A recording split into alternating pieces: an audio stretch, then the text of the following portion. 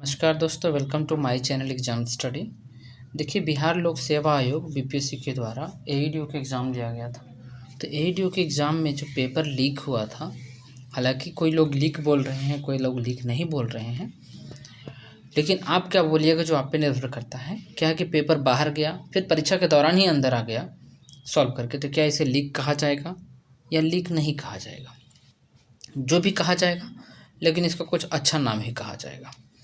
तो जो ये पेपर बाहर गया फिर अंदर आया, तो इस मामले में कितना लोग कहना है कि एग्ज़ाम कैंसिल होगा, कितना कहना नहीं होगा, कितना कहना है कि होगा तो उसी सेंटर पे होगा जिस पे लीक हुआ था, कितना का कहना है कि कुछ भी हो सकता है, बिहार सरकार है। तो आप क्या कहते हैं वो कमेंट में बताइएगा। चलिए हम लोग देखते हैं कि ये खबर क्या है।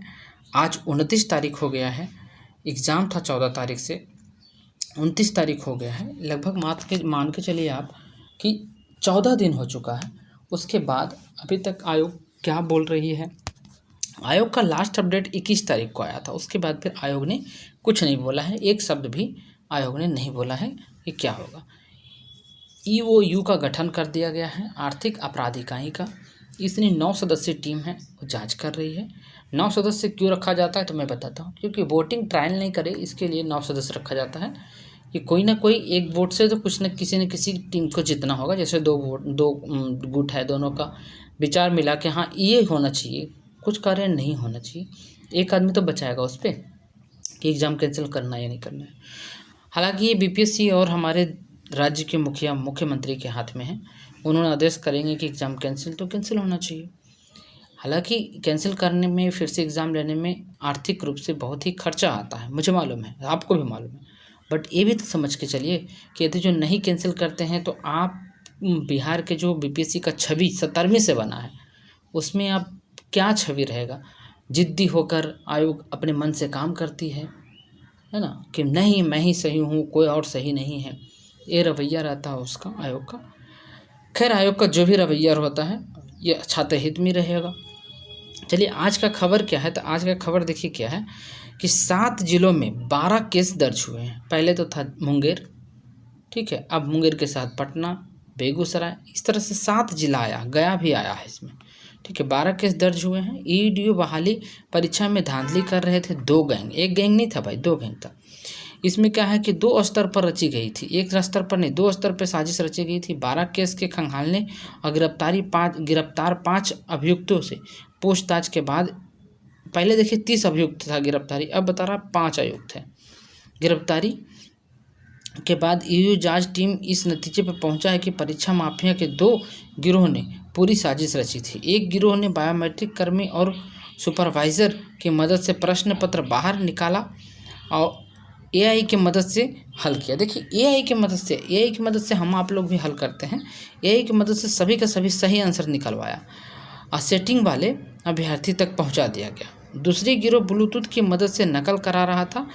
पहले वाले गिरोह ने अभ्यर्थियों को 30 लाख में बहाल कर देने की डील की थी, ठीक है। 2.5 लाख से 3 लाख एडवांस लिया था और दूसरी गिरोह ने 10 लाख से 15 लाख में डील किया था। 1 लाख से 1.5 लाख एडवांस लिया था। देखिए दोनों गिरोह में ज़बरदस्त था। एक था पेपर बाहर जाएगा, वहाँ सॉल्यूशन होगा, फिर से वहाँ आपका आंसर आएगा, आप रंग दोगे, ठीक है।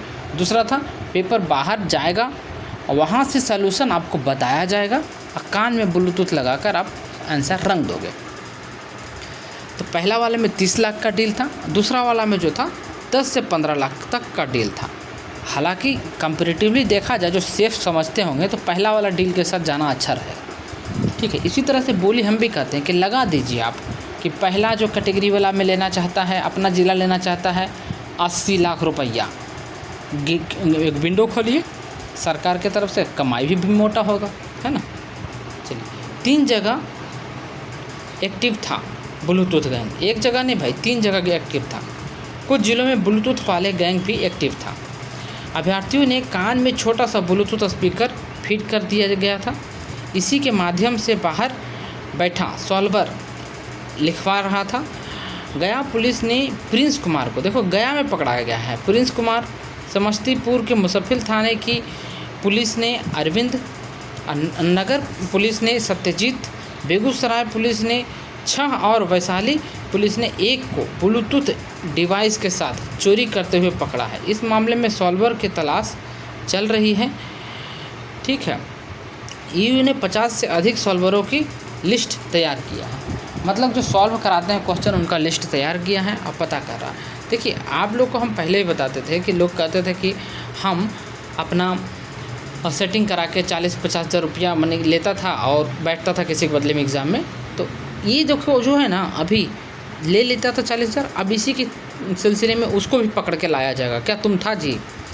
दरअसल मुंगेर पुलिस ने 14 अप्रैल को परीक्षा के एक दिन पहले 13 अप्रैल को ही 4 परीक्षा माफिया का गिरफ्तार किया था। 14 अप्रैल को करीब 18 अभ्यर्थियों को गिरफ्तार कर लिया गया था। सबसे पहले इन लोगों ने ही खुलासा किया कि यह गिरोह कई ज़िले में एक्टिव है। देखिए, इन्हीं लोग कह रहा है कि भाई हमको पकड़ने से नहीं होगा, कई ज़िला में हम लोग हैं। हर ज़िले के नाम से व्हाट्सएप ग्रुप बना है।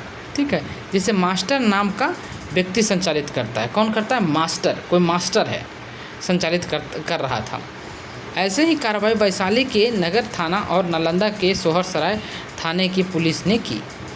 गया कोतवाली थाने की पुलिस ने भी एक महिला अभ्यर्थी को आंसर की के साथ गिरफ्तार कर लिया। अब देखिए, इस स्तर पर खेला हो चुका है, लोगों को इस पे थोड़ा विश्वास कम रहा है और बीपीएससी अभी भी अड़ी हुई है कि मेरा एग्ज़ाम सड़ा हुआ नहीं है। हालांकि है सड़ा हुआ, तो अब एग्ज़ाम कैंसिल होगा। इसके बारे में मैं बता दूं कि देखिए, अभी क्या होगा कि रिपोर्ट सौंपेगी, ये जो ईओयू जो है अपना वोटिंग मत के साथ रिपोर्ट सौंपेगी बीपीएससी को। ठीक है, अभी बीपीएससी के अधिकारी से भी पूछताछ चल रही है।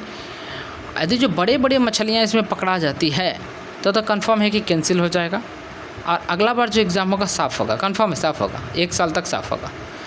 अब बड़ा मछली नहीं पकड़ाती है तो फिर वही होगा कि एग्ज़ाम के बारे में अब ईओयू जो है एक रिपोर्ट देगी, रिपोर्ट में लिखेगी कि हाँ, धांधली इतना लेवल पे हुआ है, हम लोग ने उसको पकड़े हैं, कुछ को नहीं पकड़ा जा सकता है, इतना कठोर है कि नहीं पकड़ा जा सकता है।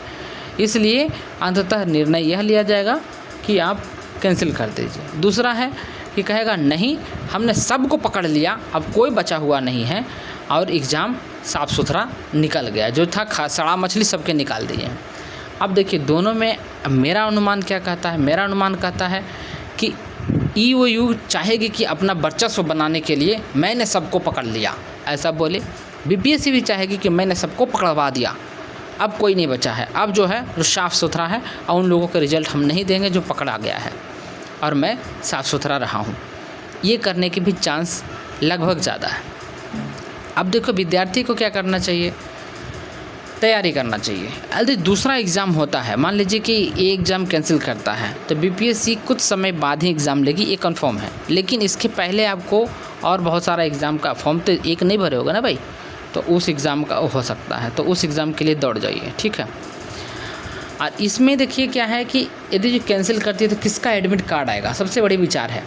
बहुत सारा देख रहे हैं ग्रुप में, ये सुन रहे हैं कि जो एग्ज़ाम दिया है उसी का एडमिट कार्ड आएगा, जो नहीं दिया उसको नहीं आएगा। ऐसी बात नहीं है। जब 67वीं कैंसिल हुआ था तो एक मेरा जो एग्ज़ाम था रेलवे का था, मैंने नहीं दिया था, लेकिन जब दूसरा जब जो जारी किया री एग्ज़ाम, तो मेरा भी एडमिट कार्ड आया था। तो इसका रूल है कि जो एग्ज़ाम दिया है नहीं दिया है कोई मतलब नहीं, सबका एडमिट कार्ड आएगा। ठीक है, नहीं आएगा तो कोर्ट नहीं जाएगा, वो कहेगा उस समय हमारा जेपीएससी का एग्ज़ाम था, जेपीएससी के साथ टाइल कर गया था, हम जेपीएससी देना पसंद कर रहे थे, आज हमारा कुछ नहीं है, मैं जाऊंगा। तो इसलिए एग्ज़ाम का एडमिट कार्ड सबका जारी होगा, ये निश्चिंत रहें। और री एग्ज़ाम के बारे में क्या कहते हैं आप कमेंट सेक्शन में लिखिएगा। क्या होना चाहिए, क्या आंदोलन करना चाहिए या नहीं करना चाहिए, ये भी लिखिएगा। जय हिंद, जय भारत।